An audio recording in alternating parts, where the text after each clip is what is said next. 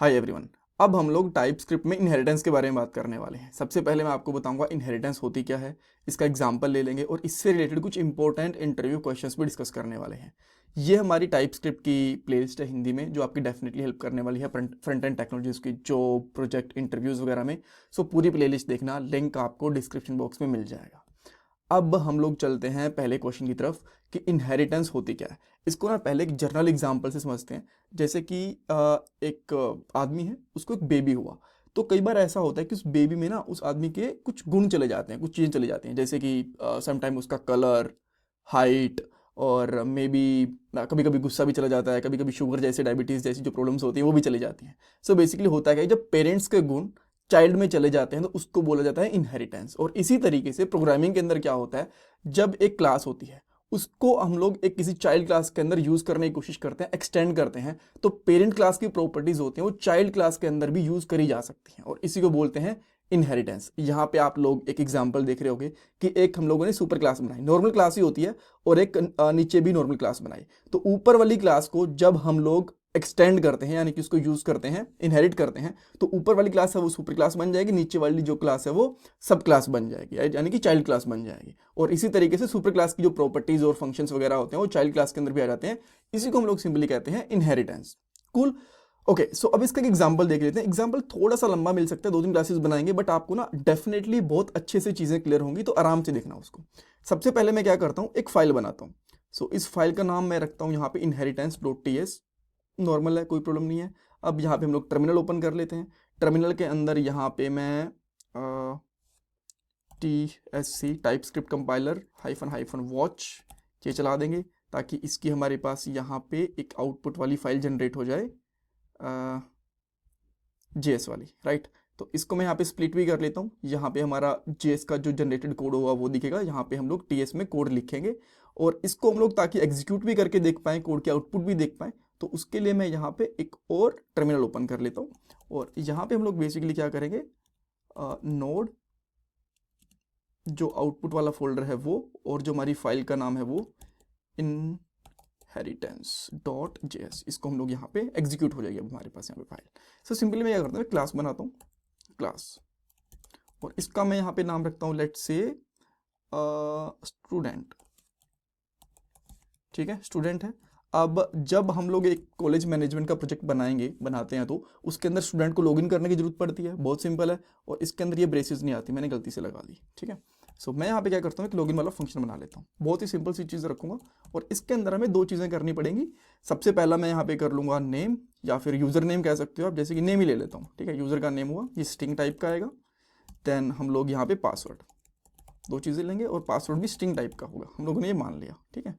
और रिटर्न के अंदर मैं ज़्यादा चीज़ें अभी के लिए नहीं लिखता, बिकॉज ये तो चीज़ें डाटाबेस से आएंगी जो भी चीज़ें होंगी, राइट। बट यहाँ पे कर लेता हूँ सिंपली स्टूडेंट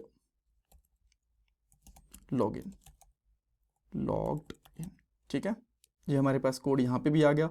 और इसके अंदर आप चीज़ें चेक भी कर सकते हो वैलिडेशन वगैरह के लिए, कि अगर नेम एग्जिस्ट करता है एंड पासवर्ड एग्जिस्ट करता है, तो आप यहाँ पे सिंपली लिख दो कि भाई रिटर्न स्टूडेंट है वो लॉगिन हो गया, एल्स कुछ और दे दो, रिटर्न कर दो मे बी एरर और समथिंग, नॉट लॉगिन और समथिंग, कुछ भी जो भी आपको देना है, ठीक है।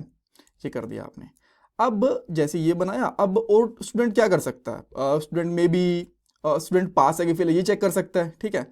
तो इसी तरीके से हमने एक और यहाँ पे फंक्शन बनाया, रिजल्ट, ये हमने रिजल्ट नाम से फंक्शन बनाया, और रिजल्ट के हिसाब से हम लोग यहाँ पे ले लेंगे मार्क्स। मार्क्स किस में आएंगे, नंबर में आएंगे, ठीक है, कोई दिक्कत नहीं है। और यहाँ पे हम लोग कर देंगे सिंपली मार्क्स के हिसाब से if marks greater than 33, return हम लोगों ने कर दिया पास, एल्स क्या कर दिया हम लोगों ने यहाँ पे, रिटर्न कर दिया फेल। ठीक है, आ गया, रिटर्न करना था हमने, यहाँ पे रिटर्न कर दिया, ठीक है, फेल। इसमें कोई दिक्कत नहीं है, बहुत सिंपल है। इसी तरीके से मेरे पास एक यहाँ पे जैसे एक अच्छा, इसको रन करके भी देख लेते हैं अभी के लिए, है ना। तो हम लोग यहाँ पे सिंपली क्या करेंगे, where S1 equal to new student, और इसको अगर मैं मान लो अभी के लिए पास चेक करवाना चाहता हूँ, S1 डॉट रिजल्ट, और इसके अंदर मैं यहाँ पे पास कर देता हूँ, लेट से मैंने यहाँ पे पास कर दिया 60 मार्क्स पास कर दिए यहाँ पे, ठीक है।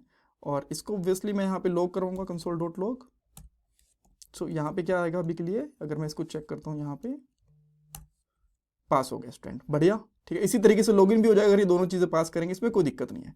सेम मैंने यहाँ पे क्या करा, एक और मैंने यहाँ पे क्लास बनाई, इसका क्लास का नाम मैंने रखा यहाँ पे टीचर, ठीक है। अब टीचर का लॉगिन की तो जरूरत है, और यहाँ पे हम लोगों ने रिजल्ट की जगह पे करा दिया सब्जेक्ट, कि वो क्या सब्जेक्ट पढ़ाता है, ठीक है। और यहाँ पे इतनी सारी चीज़ें ना करके हम लोगों ने कर दिया रिटर्न, और यहाँ पे कर दिया ही टीच, और जो भी सब्जेक्ट का नाम रहेगा, सब्जेक्ट का नाम, और सब्जेक्ट का नाम कहाँ से आएगा, राइट। सो मैंने यहाँ पे कर दिया सब्जेक्ट, और सब्जेक्ट को हम लोग यहाँ पे भी पेस्ट कर देते हैं, सो ये सब्जेक्ट आ जाएगा। ओके, सो अब अगर मैं यहाँ पे करता हूँ T1, इसका एक ऑब्जेक्ट बनाया इक्वल टू न्यू टीचर, और यहाँ पे मैं कुछ भी इसका फंक्शन कॉल करता हूँ, जैसे कि इस बार मैं इसका लॉगिन वाला फंक्शन कॉल कर लेता हूँ, राइट। T1 वेर लेना पड़ेगा हमें, वेर T1 डॉट लॉगिन, और लॉगिन के अंदर हम लोगों ने टीचर का नाम डाल दिया लेट से सैम, और पासवर्ड डाल दिया मैंने लेट से यहाँ पे 1 2 3 4 5 कुछ भी डाल दिया। तो अब जब हम लोग इस मेथड को कॉल करते हैं, अच्छा इसको क्या करना पड़ेगा, लॉग भी करना पड़ेगा। सो लॉग करा मैंने, यहाँ पे आया, तो आप यहाँ पे चेक करोगे, यहाँ पे ऊपर वाले में पास था जो का जो आ रहा था, और यहाँ पे लॉगिन भी हो गया। सो दोनों चीज़ें सही काम कर रही है, बट एक चीज़ देख रहे हो आप, जो लॉगिन फंक्शन है ना, ये सेम है नीचे वाले फंक्शन के अंदर भी, ऊपर वाले फंक्शन के अंदर भी।